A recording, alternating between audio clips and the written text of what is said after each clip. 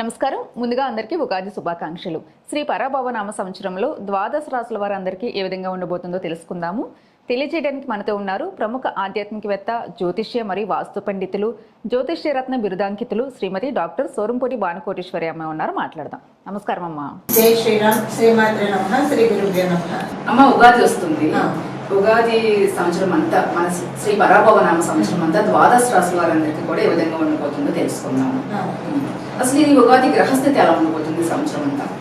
ఉగాది మనకి ఈ సంవత్సరం ఏంటంటే జూన్ చాలా అంటే మేజర్ సిగ్నిఫికెన్స్ మనకి ఈ సంవత్సరం ఉంది. చాలా ముఖ్యమైన భూమిక ఈ సంవత్సరం గ్రహరాజులు పోషిస్తున్నారు. దానికి కారణం ఏంటంటే అన్నిటికంటే విశేషమైన ప్లానెట్ దేవగురువైన బృహస్పతి. ఆయన కర్కాటక రాశిలోకి జూన్ నెలలో వస్తున్నారు. కర్కాటక రాశిలోకి ఆయన ఆగమనము చాలా మంచిది. అది అంటే ద్వాదశ రాశుల వాళ్ళకి, ద్వాదశ లగ్నాల వాళ్ళకి చాలా మంచిది. మనకి ఈ సంవత్సరం రాజు కూడా గురు భగవానుడే అయ్యాడు. అయితే రాజు ఆయన అవడం వల్ల కంప్లీట్ గా మంచి అని నేను చెప్పను. బట్ ఆయన కర్కాటక రాశిలో ఆయన బంగారు పాదం మోపడం అనేది మనకి ద్వాదశ రాశి వాళ్ళకి, ద్వాదశ లగ్నాల వాళ్ళకి, ఈ కర్కాటక రాశి వాళ్ళ జన్మ రాశి నుంచి, వాళ్ళ జన్మ లగ్నం నుంచి ఏ స్థానం అవుతుంది, ఆ స్థానం యొక్క సిగ్నిఫికెన్సెస్ చాలా బాగా ఫ్లరిష్ అవుతాయి. ఆ బెనిఫిట్ ప్రతి ఒక్కళ్ళకి ఉంది. అలాగే రాహు భగవానుడు, కేతు భగవానుడు కూడా డిసెంబర్ లో కుంభరాశిలో ఉన్న ఆయన మకర రాశిలోకి వస్తారు. కేతు భగవానుడు సింహరాశిలో ఉన్నాడు, ఆయన కర్కాటక రాశిలోకి వస్తారు. ఇవి మనకంటే మనం శనేశ్వరుడు అయితే ఆయన ఆ రాశిలోనే ఉంటాడు. ఈ సంవత్సరం అయితే ఆయన మారట్లేదు. గురు భగవానుడి రాశి త్రయం ఉంది. ఈసారి 3 రాశులు ఆయన సంచారం చేస్తాడు. అతిశాలంలో వెళ్తాడు. అది మళ్ళీ మనం విడిగా మాట్లాడతాం. బట్ ఇప్పుడైతే ఇవి ఉన్నాయి. మనం అంటే మాస ఫలాల్లోనేమో బుధ భగవాను తీసుకుంటాం, శుక్రుడిని తీసుకుంటాము, మంగళుని తీసుకుంటాము, ఇలా తీసుకుంటాము. కానీ మనం ఇలా సంవత్సర ఫలాలు చెప్పేప్పుడు ఈ ప్లానెట్స్ ని మనం చూస్తాం పరిగణలోకి. ఈ సంవత్సరం యొక్క గోచర గ్రహస్థితులు ఈ విధంగా తప్పకుండా మనకి ఓపెన్ అవ్వడమే. లాభ వ్యయ స్థానాలు బలంగా ఓపెన్ అవుతున్నాయి. మనకి ఉగాది ప్రారంభం అయ్యే రోజు చంద్రుడు మీన రాశిలో ఉన్నాడు, ఉత్తరాభద్ర నక్షత్రంలో ఉన్నాడు. మీనరాశికి అధిపతి గురు భగవానుడు. ఈ సంవత్సరం మనకి రాజు గురు భగవానుడు. మీనరాశి బలిష్టంగా ఉంది. గోచారాల్లో చూసుకుంటే శుక్ర భగవానుడు, శనీశ్వరుడు ఉన్నాడు, చంద్రుడు అక్కడ ఉంటున్నాడు. అలాగే లాభరాశి కూడా బలంగా ఉంది. ఇలా లాభరాశి, వ్యయరాశి, కాలపురుషుడు కొండలీలు, ఈ రెండు కూడా బలంగా ఉన్నాయి.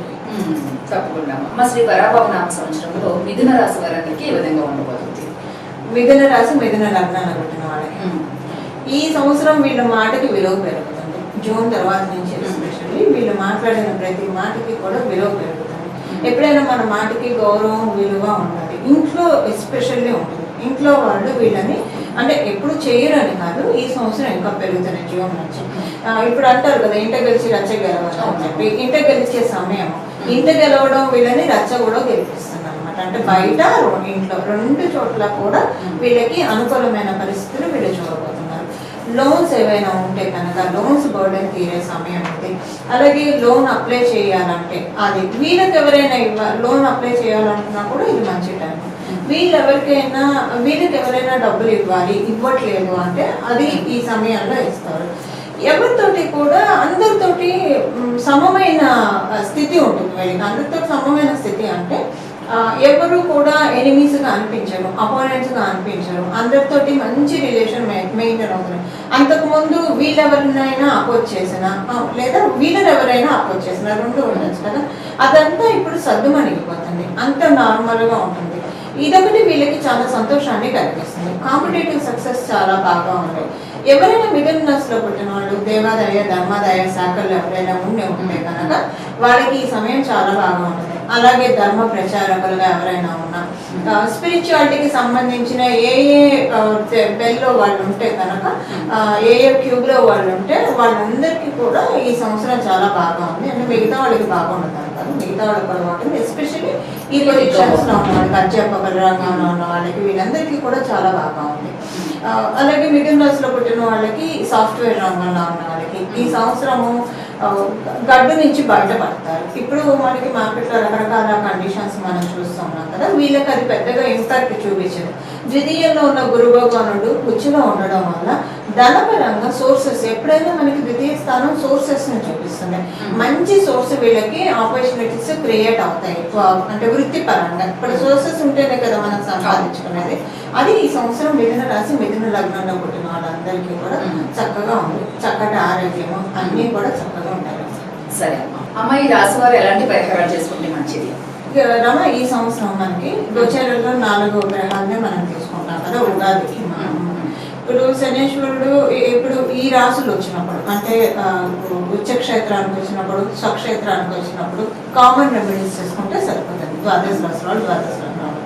ఇప్పుడు శనేశ్వరుడు మకర రాశిలో ఉన్నాడు, మీన రాశిలో ఉన్నాడు కదా, అంతకుముందు ఆయన కుంభరాశిలో ఉన్నప్పుడు కూడా ద్వాదశ రాశి వాళ్ళకి ద్వాదశ లగ్నాల వాళ్ళకి ఒక రెమెడీనే సరిపోతుంది.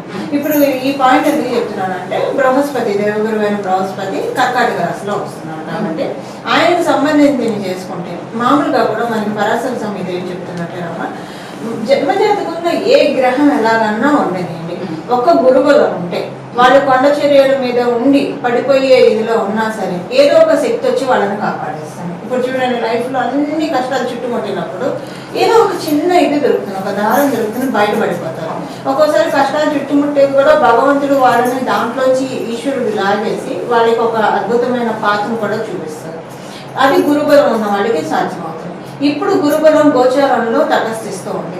గోచారంలో ఉన్న ఈ గురుబలము ప్రతి ఒక్కళ్ళు కూడా ద్వాదశ రాశి వాళ్ళు ద్వాదశ లగ్నం వాళ్ళు దీన్ని పెంపొందించుకోవచ్చు. వాళ్ళ జన్మజాతకంలో ఉందా, ఇప్పుడు పెంచుకుంటే ఇంకా బాగుంటుంది. వాళ్ళ జన్మజాతకంలో లేకపోతే ఇప్పుడు తెచ్చుకోవడానికి ఇది సరైన సమయం. ఇప్పుడు మనం ఏం చేసుకోవాలో చూద్దాము. దక్షిణామూర్తి స్వామివారి ఆరాధన ఈ సంవత్సరం అంతా కూడా ప్రతిరోజు 3 సార్లు దక్షిణామూర్తి స్వామివారి శ్లోకాన్ని చదవడము లేదా వినడము ఇది చేస్తే దక్షిణామూర్తి స్వామివారు శివుడి యొక్క పరమశివుడే శాంతి రూపంలో ఉంటే దక్షిణామూర్తి స్వామివారి రూపంలో ఉంటారు. ఉగ్రంగా ఉంటే కాలభైరవ స్వామి రూపంలో ఉంటారు. ఆయన యాజిటీజ్గా ఉంటే పరమశివుడి రూపంలోనే ఉంటారు. మనకి లలిత సహస్రనామంలో కూడా ఒక నామం ఉంటుంది కదా, శివజ్ఞాన ప్రదాయన అని చెప్పి.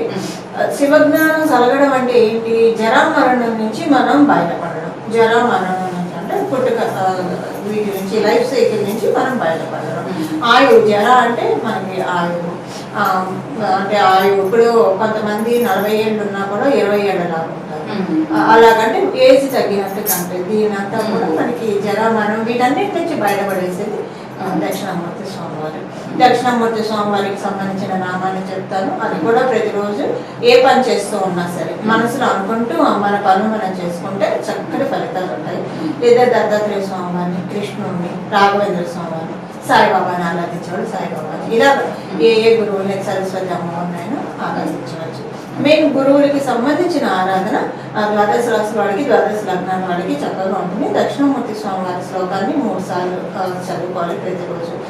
దక్షిణామూర్తి స్వామివారి స్తోత్రాన్ని, అలాగే స్వామివారికి సంబంధించిన నామాన్ని ఇప్పుడు నామమే చెప్తున్నాను కాబట్టి ఎప్పుడైనా జపించుకోవచ్చు. ఏ అవస్థలో ఉన్నా సరే, తింటున్నా, నడుస్తున్నా, కూర్చున్నా, పడుకున్నా ఎప్పుడైనా జపించుకోవచ్చు. ఆ నామం శ్రీ గురు దక్షిణామూర్తయే నమః, శ్రీ గురు దక్షిణామూర్తయే నమః, శ్రీ గురు దక్షిణామూర్తయే నమః. ఈ నామాన్ని జపించుకుంటే చాలా మంచి ఫలితాలు. తప్పకుండా చాలా వివరంగా తెలిపారు. నిజంగా మీ ప్రొడక్షన్స్ అన్ని మన వాళ్ళకి చాలా ఉపయోగపడతాయి అమ్మా. సో అందుకని నేను మళ్ళీ ఉగాది ఖచ్చితంగా ద్వాదశ రాశి వాళ్ళని రిక్వెస్ట్ చేశాను. చాలా ఉపయోగపడతాయి అందరికీ. చక్కగా చెప్పారు. నమస్తే. మంగళం. నమో భగవతే వాసుదేవ.